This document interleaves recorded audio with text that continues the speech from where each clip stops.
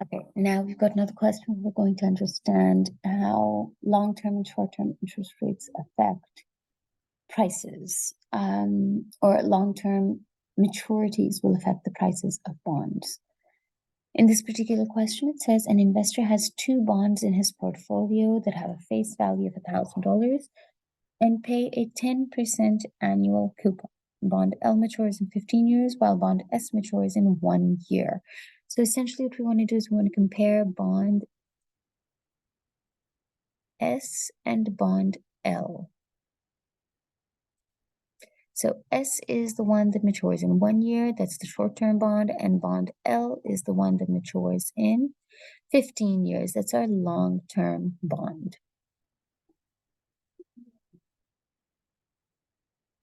Okay, assume that what will the value of each bond be if the going interest rate is 5%, 8%, and 12%? If we want to calculate the value of each bond, of course, we're looking at price.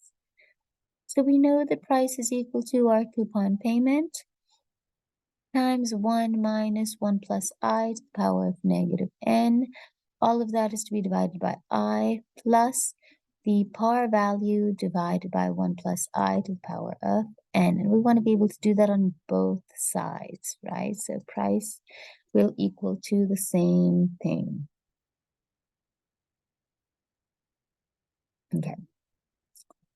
And in order to calculate for this, we wanted to go ahead and plug in our known values. Just one moment, let me go ahead and erase our unknown components over here.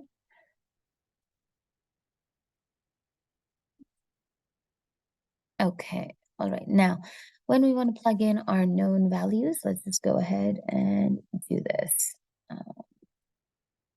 Okay. For our bond S, our coupon payment is going to be exactly the same. 10% annual coupon means our coupon payment is going to be equal to 10% multiplied by our par value of 1,000, which is equal to 100.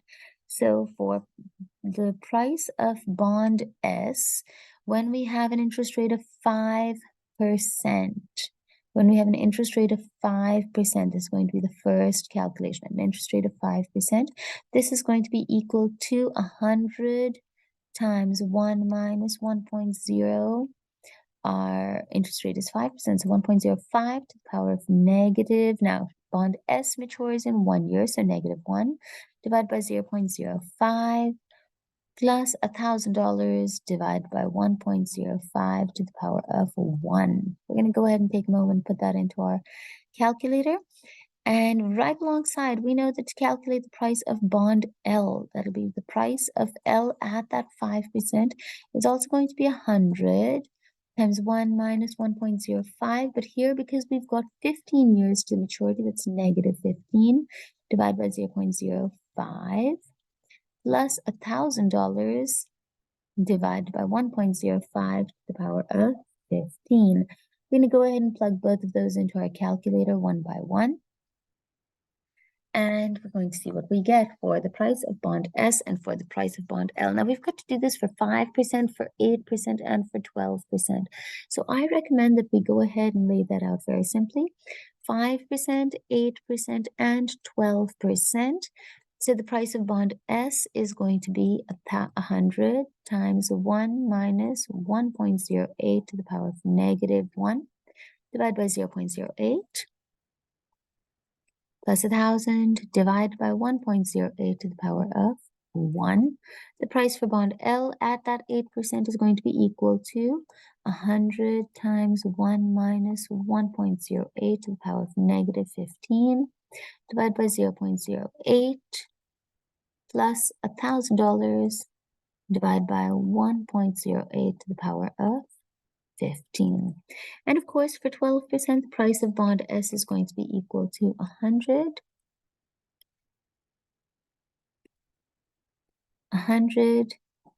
times 1 minus 1.12 to the power of negative 1 divided by 0.12 plus 1,000 divided by 1.12 to the power of 1.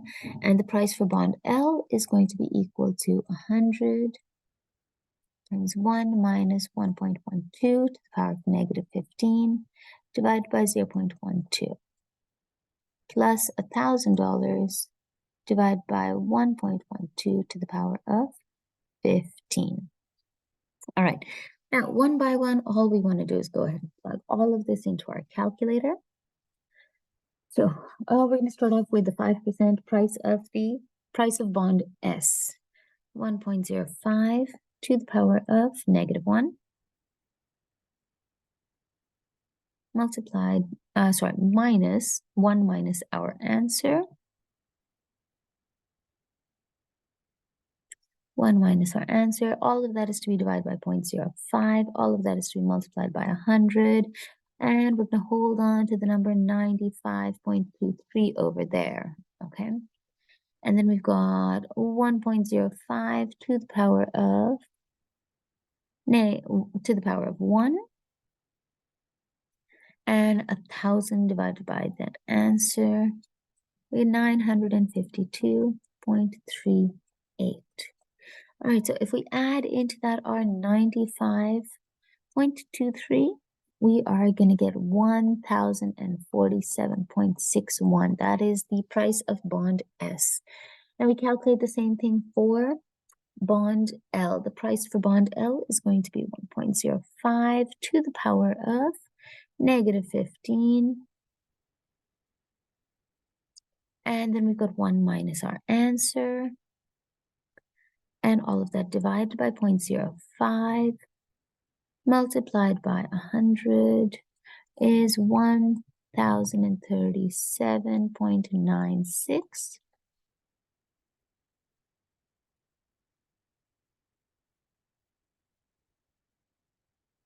Then we've got 1.05 to the power of 15 and 1,000 divided by that particular answer.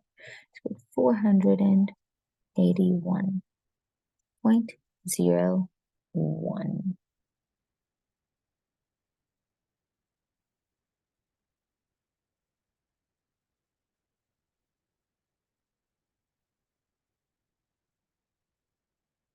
When we add those two numbers, that's 481.01 plus 1,037.96. We get 1,518.97. All right, so those are the prices at 5%. Now let's see at 8%, and this is just going to be simple calculation. Okay, so we're going to go ahead and plug that back into our calculator. 1.08 to the power of -1. 1 minus our answer. All of that to be divided by 0.08. All of that to be multiplied by 100. And we get 92.59 as our first contributor. And of course, 1.08 to the power of 1. And 1,000 divided by that answer gives us 925.92. And when we add those two numbers, we get 1,018.51. All right, now let's calculate for our long-term bond, 1.08 to the power of 15, -15. 1 minus our answer. All of that to be divided by 0.08. All of that to be multiplied by 100. We get 855.94. And 1.08 to the power of 15. And 1,000 divided by that answer. Sorry, calculator error. 1.08 to the power of 15. And 1,000 divided by that answer. We get 315.24.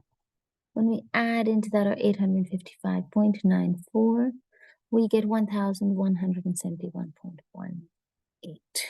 Okay, that's the price for our 8% long-term bond.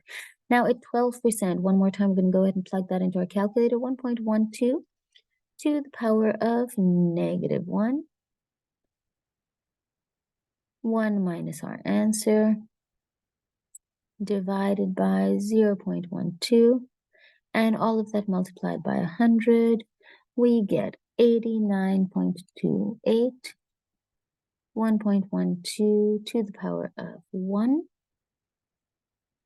and 1,000 divided by that answer, we get 892.85, and when we add into that our 89.28, we get 982.13. There we go. And then in our long-term bond, 1.12 to the power of -15,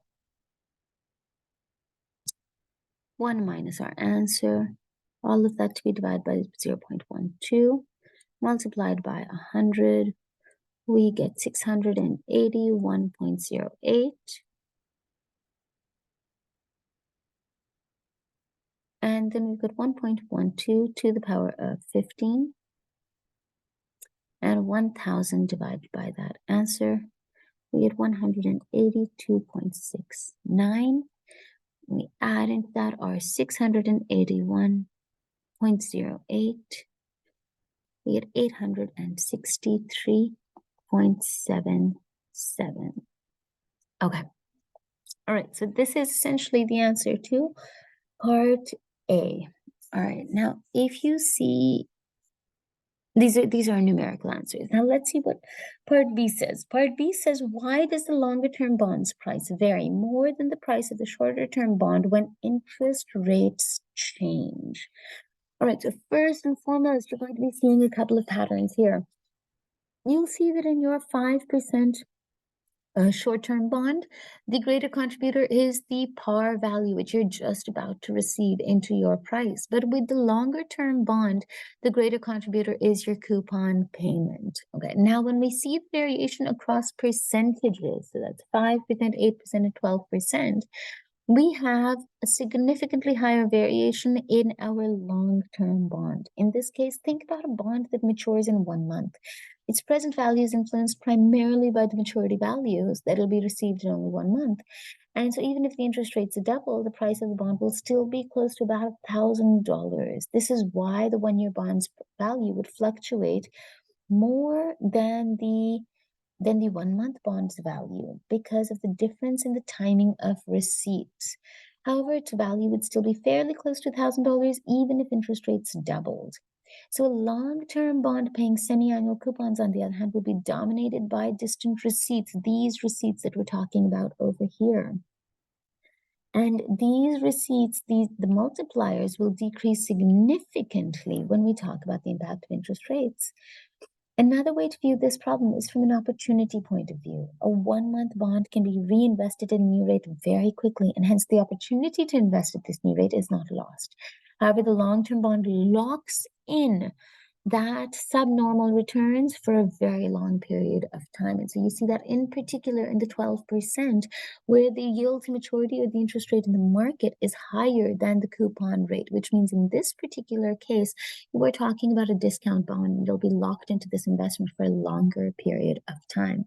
And that opportunity cost is essentially the reason why the longer term bond, its price varies far greater with the changes in the interest rates. If you have any questions, please comment below. Don't forget to like and subscribe. Thank you.